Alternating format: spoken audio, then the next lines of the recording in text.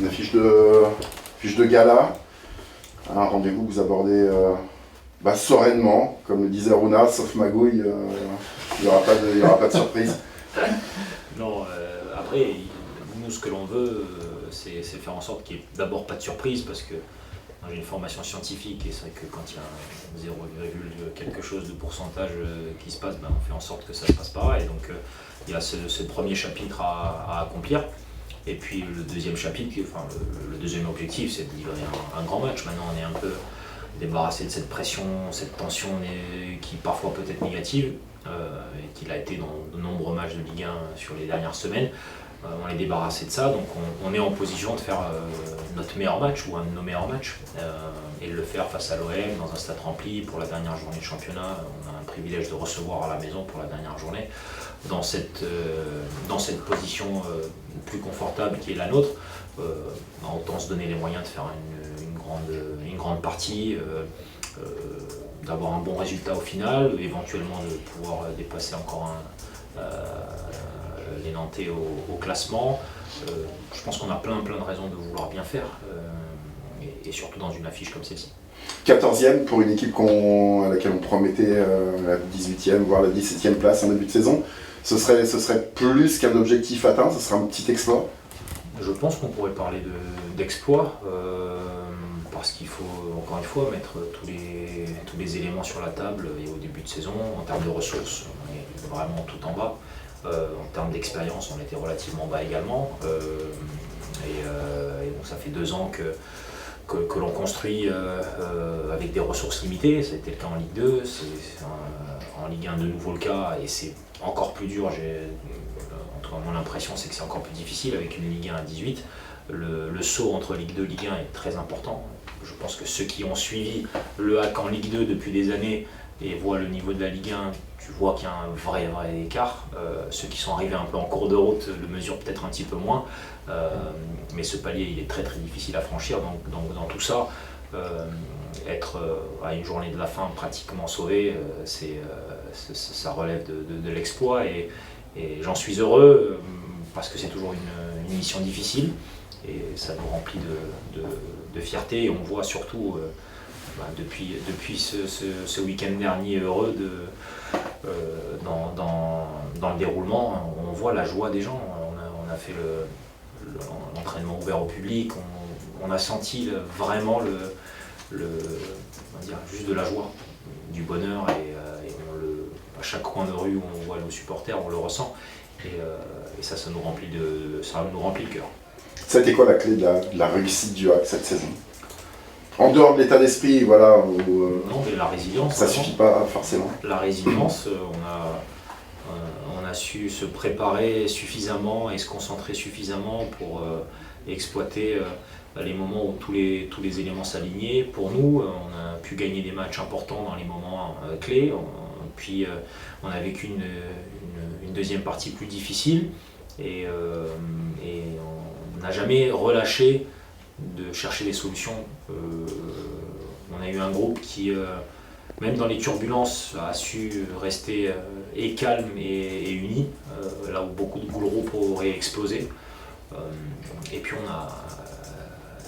on est constamment retourné de combat, et je pense que c'est la valeur principale et la valeur ultime du HAC, du Havre, c'est cette résilience, ce combat permanent. Et on a tout donné dans cette mission. Je pense qu'on avait aussi une grande unité de nouveau entre la direction, le groupe sportif. On travaille main dans la main, et dans les moments difficiles, ça joue beaucoup. Et puis des joueurs se sont révélés, ont progressé, ont appris à gérer le stress, les difficultés. Et ce match au parc, je pense qu'il symbolise beaucoup de choses. Au pire moment de la saison pour nous, après cette défaite, se relever et aller chercher un résultat comme celui-ci, qui au final, on le voit, la fin de saison, elle va se jouer soit au goal average, ou soit c'est l'histoire de quelques petits points. Donc la résilience, c'est revenir à la charge à chaque fois, et ne pas perdre d'enthousiasme. Je pense que c'est un élément clé. Est-ce que là tu penses que le HAC, la saison prochaine, peut essayer de franchir un nouveau cap, sans parler d'aller chercher l'Europe, mais franchir un nouveau cap, Deuxième question, est-ce que c'est avec toi que le Havre tentera de franchir un nouveau palier? Il est difficile de répondre à ce palier suivant. Je pense qu'on est mieux armé parce qu'on a une année d'expérience, parce que quand on monte comme ça de manière un petit peu inattendue, il y a le projet sportif qui forcément doit aller très vite, mais il y a tout un engrenage derrière, un système et des process qui doivent se caler à ça, se calibrer à ça. Et évidemment qu'il faut travailler plus vite et un petit peu dans l'urgence. Évidemment qu'on n'a pas été gâté par les droits commerciaux qui nous ont été donnés. Ça rend la chose encore plus difficile. J'espère que la deuxième année, en termes de budget, soit un petit peu plus facile. Et tout ça ensemble pourrait nous donner la possibilité, non pas d'aller viser les cieux, mais au moins peut-être d'essayer d'avoir une saison un tout petit peu moins irrégulière. Maintenant, on ne sautera pas de dimension en une année, mais comme nous venons de le faire, pas à pas, créer un projet qui pose des bases et des fondations et qui avance à un rythme. Je pense que ça serait intéressant de pouvoir se projeter comme ça. Et on a le bonheur de pouvoir travailler avec une direction, que ce soit le président, le propriétaire ou la direction sportive, Mathieu, Momo et Julien, ils savent ce qu'ils font et c'est de bon augure pour la suite. Moi, me concernant, je pense qu'il n'y a jamais eu à douter de mon implication dans le projet, dans la construction. Donc on est dans ce schéma-là, mais l'année 2 en Ligue 1 est difficile. Et j'ai envie de dire, je suis pas sûr que l'année 3 soit plus aisée non plus. Il a 4, il a 5. Non, mais on en sort forcément drainé, et puis après, quand il y a le soulagement qui arrive, on retrouve toute l'énergie. Mais c'est le haut niveau, et le haut niveau à 18 clubs, c'est encore plus dur, et ça, c'est compliqué. Quand on est dedans, on s'en rend pas vraiment compte, et l'année est passée à une vitesse folle.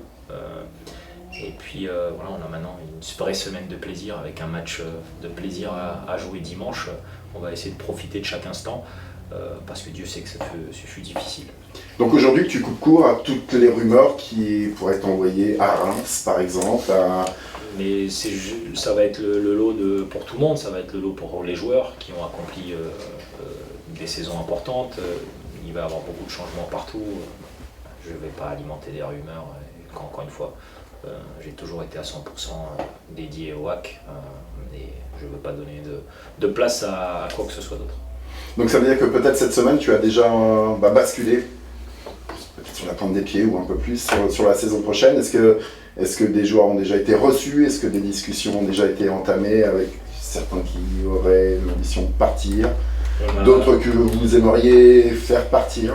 On a déjà beaucoup discuté, que ce soit dans l'infrastructure, on a lancé les dossiers pour la saison prochaine, on a déjà bien calé les 2 stages de préparation, on a avancé sur plein de dossiers parce qu'on veut faire avancer aussi l'infrastructure à Socance, les terrains ont déjà pris de l'avance, donc il y a plein de chantiers sur lesquels on a travaillé, le chantier de l'effectif évidemment, même si en termes de projection, il était nécessaire de savoir où on allait.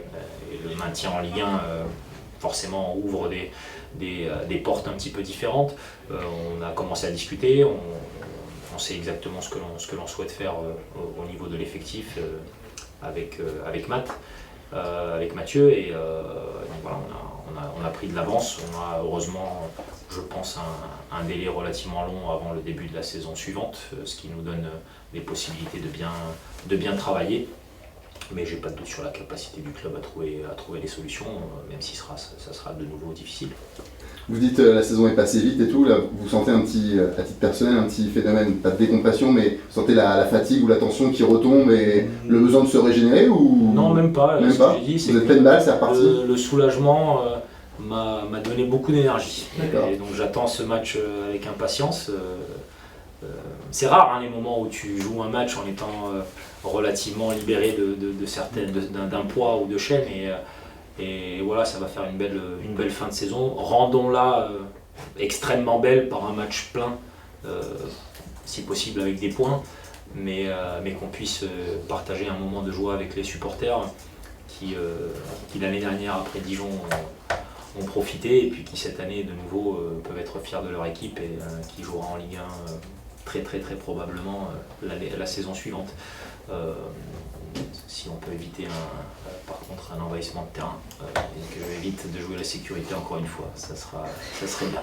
Vous allez finir encore avec un guichet fermé, près de 22 000 spectateurs de moyenne. Ça aussi c'est une réussite, c'est une vraie réussite.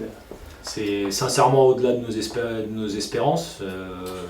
Quand on disait qu'il y avait un potentiel dans cette ville qui s'est de nouveau réveillé, on le mesure à chaque instant et le taux de remplissage de ce stade en est une belle preuve. Il y a eu beaucoup de matchs intéressants, de bonne ambiance, mais c'est pas seulement le stade, c'est toute une ville qui bat aussi au rythme ciel et marine et qui est une ville qui vit les moments de joie et les moments de tristesse avec son équipe et ça n'a pas de prix. Donc essayons de pérenniser au maximum.